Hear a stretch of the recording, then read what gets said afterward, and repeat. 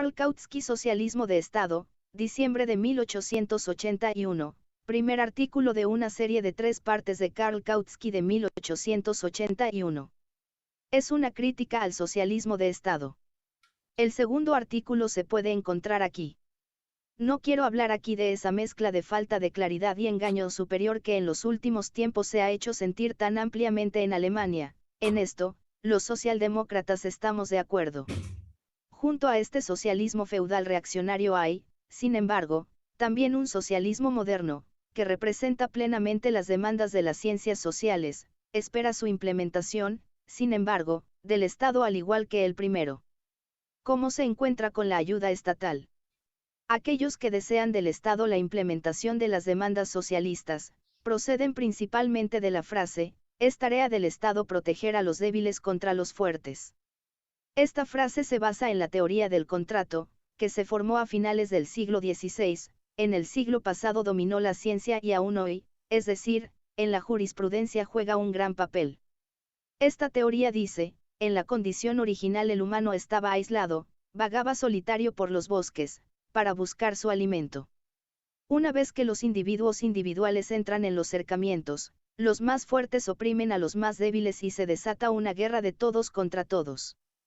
Para poner fin a esta guerra, los diferentes individuos hicieron un contrato entre sí, en el que cedieron una parte de su libertad a una autoridad instalada por ellos, de modo que ésta mantiene la situación de paz entre ellos e impide que los fuertes opriman a los débiles.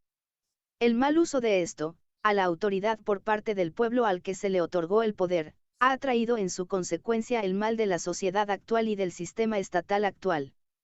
Por lo tanto, hay simplemente 2 factores en el sistema estatal, que son de importancia decisiva, el gobierno, ya sea monárquico o republicano, y el pueblo.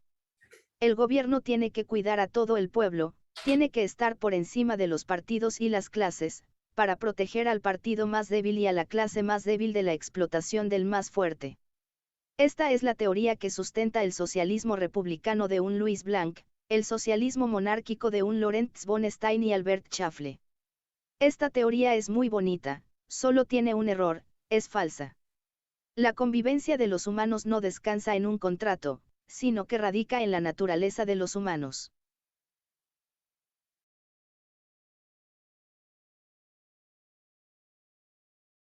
La vida social de los humanos se basa en los instintos sociales, que heredó de sus antepasados simiescos, y que funcionan tan poderosamente como en la golondrina el instinto de construir un nido o moverse en el invierno hacia el sur.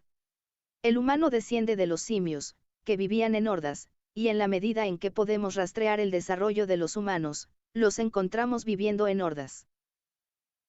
Pero estas hordas originales aún no son un estado. No encontramos un gobierno entre ellos. La influencia del cacique es muy débil, se obedece solo en la medida en que representa la voluntad de la totalidad. A menudo, bajo los pueblos naturales hay caciques solo en las guerras.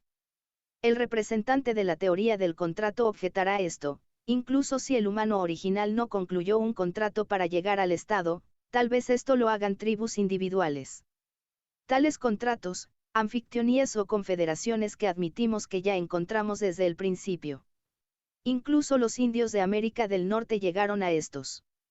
Los iroqueses formaron una confederación de 5, más tarde 6 naciones, los Mohawk, Anendoge, Oneide, Cayuga, Seneca y desde 1712 los Tuscarora. Pero también esta confederación no formaba aún un estado, ya que cualquier nación miembro mantenía una independencia completa en sus propios asuntos. La reunión de la Liga ciertamente podía tomar decisiones, pero solo con unanimidad.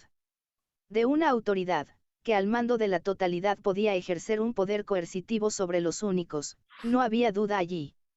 La administración de la Liga era, por lo tanto, aún más débil que la de la tribu única. El primer estado, que encontramos, es el egipcio. Examinemos esta estructura más de cerca. Encontramos aquí ciertamente un gobierno, pero ¿cómo se encuentra con el pueblo? El pueblo consiste en un gobernante y una raza y clase gobernadas. Solo hacia la clase gobernada el gobierno tiene autoridad. Hacia la clase dominante carece de tal por completo. Para los griegos, la clase dominante de Egipto aparecía como una clase de sacerdotes, lo que llevaría demasiado lejos explicar qué circunstancia los llevó a este punto de vista, y por lo tanto dijeron, los sultanes egipcios gobiernan sobre Egipto, los sacerdotes sin embargo gobiernan al sultán. El gobierno es solo el instrumento de la clase dominante, para la clase dominante el gobierno es simplemente administración. El gobierno flota así no por encima de la gente en el aire, como el Espíritu de Dios sobre las aguas, tiene un punto de apoyo muy sólido debajo de él, la clase dominante. Sin el antagonismo entre la clase gobernante y la clase gobernada no hay gobierno, por lo tanto, tampoco hay Estado. Esto lo podemos rastrear desde el primer Estado en adelante, que conocemos, el egipcio, hasta los tiempos modernos. Ya sean los terratenientes o el lumpenproletariado, que tienen en sus manos el gobierno, los mercenarios, los pretorianos, los mamelucos, los genízaros o los sacerdotes, la nobleza o la burguesía, siempre es una clase, que gobierna, una clase, que incluso si se trabajó desde abajo, todavía tiene una clase debajo de ella.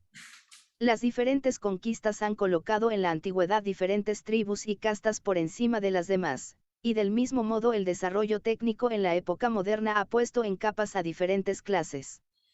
Por mucho que estas clases y razas puedan pelearse entre sí, ya sea que los lumpenproletarios o los aliados italianos o las provincias se levantaron contra los optimates romanos, la continuidad del Estado permaneció invulnerable, mientras bajo ellos toda la gran masa de esclavos permaneciera en calma. Sin embargo, tan pronto como los esclavos se levantaron, la continuidad del Estado se vio amenazada. Y así es también en los tiempos modernos. Que los sacerdotes y la nobleza, el gran y el pequeño capital se peleen entre sí, la continuidad del Estado es invulnerable, mientras el proletariado no eleve su llamado a la igualdad. La equiparación del proletariado con las otras clases, o más exactamente, la abolición del dominio de clase, es la característica principal del socialismo, contiene sin embargo dentro de él la negación del Estado. Esperar del Estado que implementará esta igualación significa esperar el suicidio voluntario de ella, esperar del gobierno de las clases propietarias que ayudará con su mano poderosa a los esfuerzos del proletariado hacia la victoria, significa esperar lo imposible de él. El poder del gobierno alcanza solo tan amplio como los intereses de las clases dominantes lo permiten. Puede mediante un juego de balancín inteligente entre partes individuales de las clases dominantes, obtener un cierto poder independiente de ellas cuando estas clases están demasiado corrompidas y exasperadas para mantener su independencia. Este poder independiente, sin embargo, se desintegra ante el ataque unido de las clases dominantes en el momento en que quiere ayudar a levantar la capa inferior común, la clase más baja. El socialismo de Estado es socialismo por el Estado y para el Estado. Es el socialismo por el gobierno y para el gobierno. Es, pues, socialismo por las clases dominantes y para las clases dominantes. La abolición de los estados parece por lo tanto, la condición previa necesaria para la emancipación del proletariado. Si y en qué medida esto es correcto, sobre esto en el próximo artículo.